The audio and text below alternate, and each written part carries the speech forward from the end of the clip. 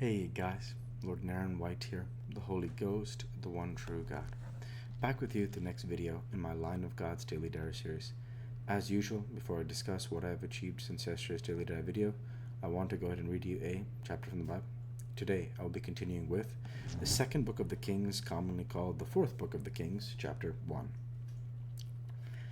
Then Moab rebelled against Israel after the death of Ahab, and Ahaziah fell down through a lattice in his upper chamber that was in Samaria, and was sick. And he sent messengers and said unto them, Go, inquire of Baalzebub, the god of Ekron, whether I shall recover of this disease. But the angel of the Lord said to Elijah the Tishbite, Arise, go up to meet the messengers of the king of Samaria, and say unto them, Is it not because there is not a God in Israel that ye go to inquire of Baalzebub, the god of Ekron? Now therefore thus saith the Lord, Thou shalt not come down from that bed on which thou art gone up, but thou shalt surely die. And Elijah departed. And when the messengers turned back unto him, he said unto him, Why are ye now turned back? And they said unto him, There came a man up to meet us, and said unto us, Go, turn again unto the king that sent you, and say unto him, Thus saith the Lord, It is not because there is not a God in Israel that thou sendest to inquire of Baalzebub, the god of Ekron. Therefore thou shalt not come down from that bed on which thou art gone up, but shalt surely die. And he said unto him, What manner of man was he which came up to meet you, and told you these words? And they answered him, He was an hairy man, and girt with a girdle of leather about his loins. And he said, It is Elijah the Tishbite. Then the king sent unto him a captain of 50 with his 50, and he went up to him, and behold, he sat on top of an hill. And he spake unto him, Thou man of God, the king hath said, Come down. And Elisha answered and said to the captain of 50, If I be a man of God, then let fire come down from heaven, and consume thee and thy 50. And there came down fire from heaven, and consumed him and his 50. Again he sent unto him another captain of 50 with his 50. And he answered and said unto him, O man of God, thus hath the king said, Come down quickly.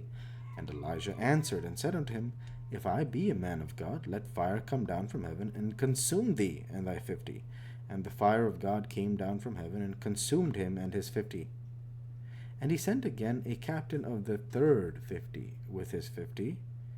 And the third captain of 50 went up, and came, and fell on his knees before Elijah, and besought him, and said unto him, O man of God, I pray thee, let my life and the life of these 50 thy servants be precious in thy sight.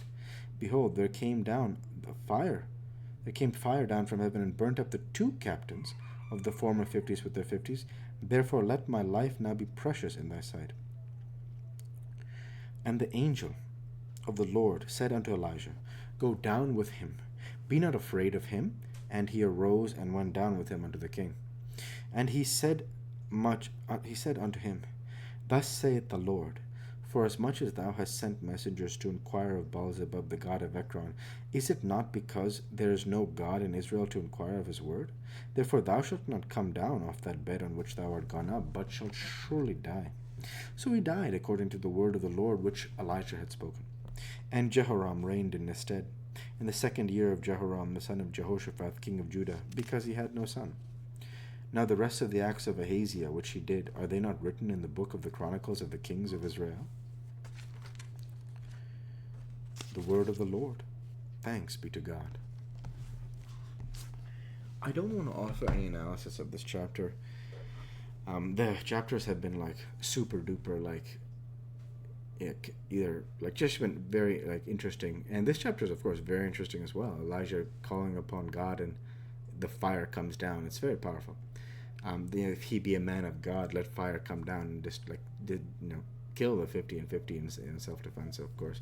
And it's very powerful. And so the idea being that this is another example of one of the great prophets of the Bible. So that's fantastic. And with that, I want to just go ahead and end the Bible reading there for today, and transition over to what I have achieved since yesterday's Daily Dive video.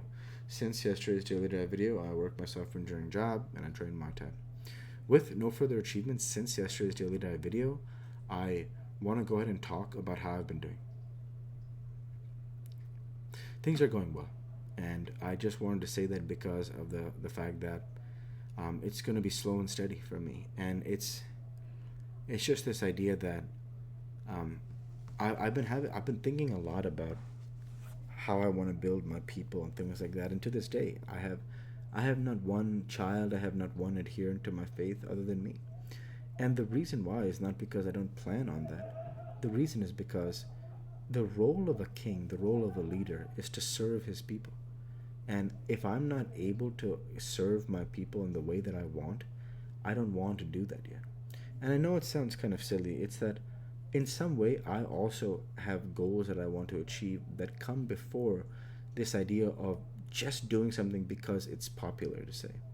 Like this idea, for example, that Jesus, one of the very first things he did, he sees Peter and Andrew, and he says, "Come with me, and I will make you fishers of men." And it's so powerful because from the beginning of Jesus's church, you see just how much he cares for his people. And he cared about them, of course, so much that he gave his perfect, sinless life on the cross for their sins, so that they would not go to hell for their sins, but would be worthy of eternal life by way of his sacrifice. So, what a man. So, that is not my life. I am not the Christ. And I don't have to try to live up to being the Christ. I have to be Spirit. And the way I see it is that until I can take care of myself in the way that I want, I don't want to have a family because I'm not able to get the quality of life that I want for myself first and foremost. Well, I will feel like I achieved enough for myself. And to each their own, of course. It's not this idea that you can't, like, desperately go try to do XYZ. It's that I look at it and I say there are some goals that I want to achieve for my life. So that's what I'm trying to do in this time period. Because the truth is that it's not me neglecting a duty. It's me saying that the primary duty is to serve God perfectly. And since I'm doing that, God knows that He does charge His people to be fruitful and multiply. So because I want to do that, it's not as though I'm going to neglect it. It's that I'm going to dictate that on my own time, where I will no longer have to, for example, worry about things that were controllables. Now, with that said, this idea that I don't want, there's also another part of it, that I don't want my children to think of themselves that I needed them. And this is a very important point because the word need has a very different connotation for me than want, where this idea that I need Jesus, I need Jehovah, I want to have my children. And that's not meant to be an insult. It's for my children to know that I can do nothing without Christ. I can do nothing without God. It's that they're not God. There's one triune God, and that's what I believe. And I want my children to understand that they are not that triune God. So it's very important that I teach them this, and I teach them this lesson because of the fact that I don't want them to think that they should try to be like God. I don't want them to think that they should try to be as God. I mean, that's very much the essence of original sin, is the idea that Eve thinks that even though she was made from the rib of Adam as a helper for Adam, that she thinks she can be as God. And then Adam knowingly disobeying God, knowing that he'll die, and siding with Eve. I mean, that essence of original sin there is very contrary to that perfect obedience to God. And so I say it from that perspective because I want my children to know that I want them and that I love them, but that they should never try to be the triune God because they are not the triune God. So that's very important that I say that.